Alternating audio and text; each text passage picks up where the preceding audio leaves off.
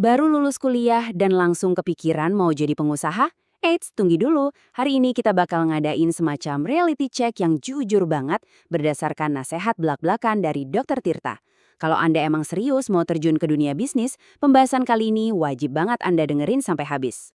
Oke, kita mulai dari yang paling dasar ya. Pertanyaan paling fundamental. Sebelum mikirin modal atau ide produk, coba deh tanyain ini ke diri sendiri. Dan jawabnya harus jujur sejujur-jujurnya. Kenapa sih? Apa sebetulnya alasan Anda pengen banget jadi pengusaha? Nah, coba cek deh, jangan-jangan alasan Anda salah satu dari ini. Pengen pasang titel CEO di bio Instagram? Atau buat cari status dan pengakuan dari orang lain? Mungkin buat ngebuktiin ke kompetitor? Atau mimpi pengen kaya instan? Atau jangan-jangan karena Anda ngerasa sekolah itu cuma omong kosong? Kata Dokter Tirta nih, kalau motivasi utama Anda itu salah satu dari dasar ini, wah, hati-hati. Bisa jadi Anda lagi jalan ke arah yang keliru. Oke, yuk kita masuk ke bagian pertama. Kita bakal bongkar nih, apa sih bedanya mimpi indah jadi pengusaha sama kenyataan pahit yang seringkali terjadi di lapangan. Nah, di sini kelihatan banget kan bedanya, kayak langit sama bumi. Mitosnya, jadi pengusaha itu soal titel keren dan status. Realitasnya, Anda bakal bertarung sama ketidakpastian yang ekstrim setiap hari. Mikirnya idealisme doang udah cukup, kenyataannya idealisme itu nggak bisa buat bayar tagihan, apalagi tagihan rumah sakit.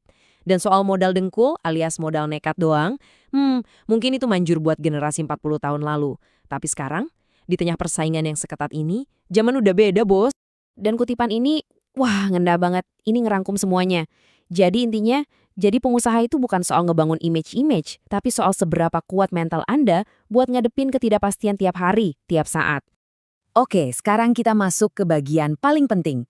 Anggap aja ini kayak checklist diagnosis diri buat ngukur seberapa siap Anda sebelum benar-benar lompat ke dunia bisnis. Yuk, coba ambil waktu sebentar buat jawab 3 pertanyaan berikutnya. Dan ingat, jawabnya harus jujur, sejujur-jujurnya sama diri sendiri. Ini bukan ujian kok, anggap aja ini cermin buat ngelihat di mana posisi Anda sekarang. Oke, cek nomor 1. Dan ini yang paling krusial, duit, tabungan. Poinnya Dr. Tirta tuh simple, tapi dalam. Sebelum nyelamatin bisnis, pastiin dulu Anda bisa nyelamatin diri sendiri. Kalau tabungan Anda aja mepet, fokus Anda ya buat bertahan hidup dulu, bukan malah mulai petualangan bisnis yang penuh risiko. Yang kedua, privilege. Dan jangan salah sangka dulu, ini bukan soal nyinyir ya. Ini soal ngelihat realita. Privilege itu aset. Coba deh cek, keluarga Anda punya pengetahuan bisnis nggak? Punya jaringan yang luas? Atau ada dukungan finansial? Jujur soal ini tuh penting banget. Ini langkah strategis buat tahu apa aja modal non-finansial yang Anda pegang. Terakhir, cek nomor 3, pengalaman. IPK bagus? Oke, itu poin plus. Tapi yang jauh lebih penting itu pengalaman kerja. Bahkan kerja paruh waktu jadi barista atau jaga toko, itu ngasih pelajaran yang nggak bakal Anda dapetin di kelas. Ini soal pemahaman dunia nyata, soal gimana cara kerja di dunia profesional. Oke, setelah ngejawab 3 pertanyaan tadi, pasti di kepala Anda sekarang ada pertanyaan. Terus, gue harus ngapain sekarang? Nah, di bagian ini kita bakal lihat 4 kemungkinan jalan yang bisa Anda ambil berdasarkan jawaban Anda tadi. Nah, ini dia nih intisarinya. Coba deh Anda cocokkan. Anda ada di kotak yang mana? Kalau ketiga-tiganya jawabannya iya, wah selamat. Risiko gagal Anda tergolong rendah. Sarannya, coba mulai dari waralaba kecil dulu, kayak ayam goreng gitu, buat belajar sistem. Gimana kalau ada satu jawaban enggak? Saran Dokter Tirta, tunda dulu mimpi bisnisnya. Kerja dulu sama orang lain selama 2-3 tahun, belajar dari sana. Kalau lebih dari satu jawaban enggak, fokus utama Anda adalah bertahan hidup. Cari kerja apa aja yang penting ada pemasukan. Kumpulin pengalaman minimal 5 tahun. Dan kalau semua jawaban enggak, ini artinya situasi krisis. Bisnis bukan pilihan sama sekali. Prioritas nomor 1 adalah cari pemasukan secepatnya. Mungkin ada yang mikir, ngapain kerja sama orang buang-buang waktu? Eits, jangan salah. Tujuannya tuh bukan sekedar cari duit loh. Anggap aja ini kayak masa pelatihan gratis. Anda belajar dinamika kantor, ngerasain gimana diatur sama atasan, dan yang paling penting, Anda ngebangun mental baja yang bakal dibutuhin banget pas Anda jadi pengusaha nanti.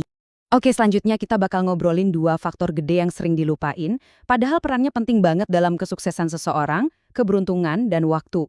Siap-siap ya, ini mungkin agak bikin kaget. Menurut Dr. Tirta, 50% kesuksesan itu datangnya dari hoki.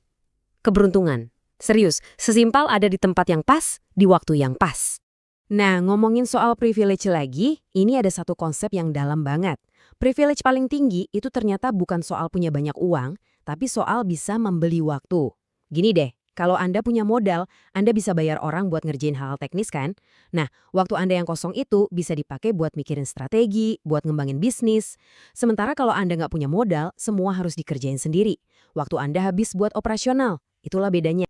Oke, kita sampai di bagian terakhir. Sebagai penutup, kita mau bahas soal investasi yang paling benar dan paling penting buat Anda sekarang ini.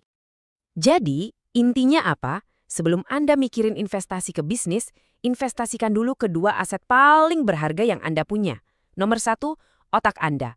Perbanyak ilmu, baca buku, baca artikel, jurnal, pokoknya stop deh nonton konten-konten gak jelas. Dan yang kedua, kesehatan. Badan Anda, jaga baik-baik. Karena tanpa energi, semua rencana hebat itu cuma jadi angan-angan. Dan kutipan dari Dr. Tirta ini benar-benar jadi pengingat yang bagus buat kita semua. Mati itu cuma sekali, tapi hidup itu kita jalani setiap hari, setiap pagi pas kita bangun. Jadi fokus aja sama proses harian buat jadi lebih baik. Jangan keburu-buru ngejar garis finish yang belum tentu ada. Nah, setelah kita bongkar semuanya, setelah reality check ini, sekarang bola ada di tangan Anda. Pertanyaannya cuma satu. Apa langkah konkret Anda selanjutnya?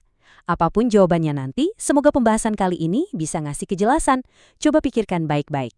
Sampai jumpa di pembahasan berikutnya.